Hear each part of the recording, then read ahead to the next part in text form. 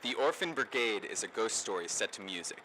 Everything that happened within the documentary happened as stated and is presented without alteration. The documentary follows a group of musicians who spent a year writing and recording an album in the Octagon Hall, one of the most haunted houses in the southern United States.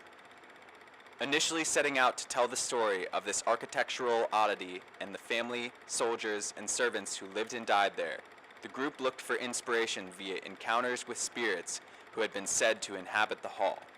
They found that and much more. For the first time, the documentary's directors, Neilson, Hubbard, and Joshua Britt, will be discussing some of the film's most eventful and intriguing moments.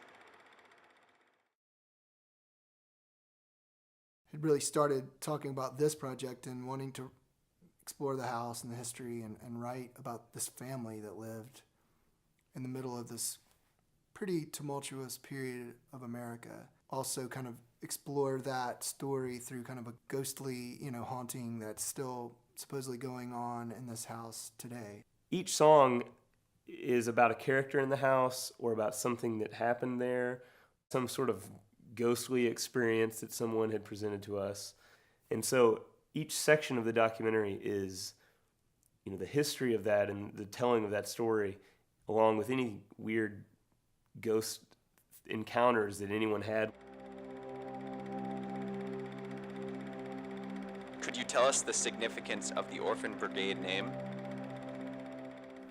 The Orphan Brigade, they were a group of Confederates that they're from Kentucky, and Kentucky was a neutral state in the Civil War, and so they didn't have a home they could go to. When we started reading about the house and the history and the characters of the house, a lot of these people were in the Orphan Brigade. We were fascinated by how they were just, regular young guys that were just handed hunting rifles, and some of them didn't have weapons at all. I think it kind of also fit what we were doing, bringing in a group of artists that were all kind of satellites of a main hub of something, like bringing them all together, and that seemed to be fitting.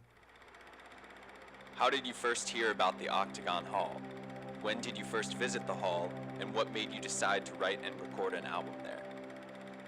I grew up in Franklin, Kentucky, and the Octagon Hall was always there. There were all these ghost stories about the place. My uncle took it over when I was a teenager, and he was the curator. He turned it into a Civil War museum.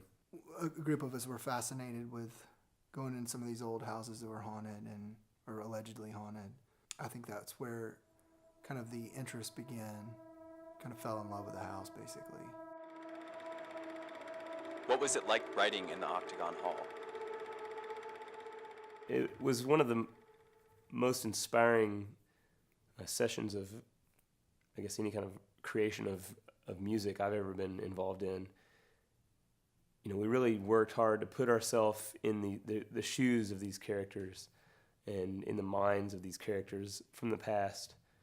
What other time when you're doing that do you have, literally have a museum full of their things surrounding you when you're writing music about them? We went at it to write and tell the story of the house and these characters, but as we did it, we started realizing that we were hitting on such universal themes that we were actually telling really personal stories of ourselves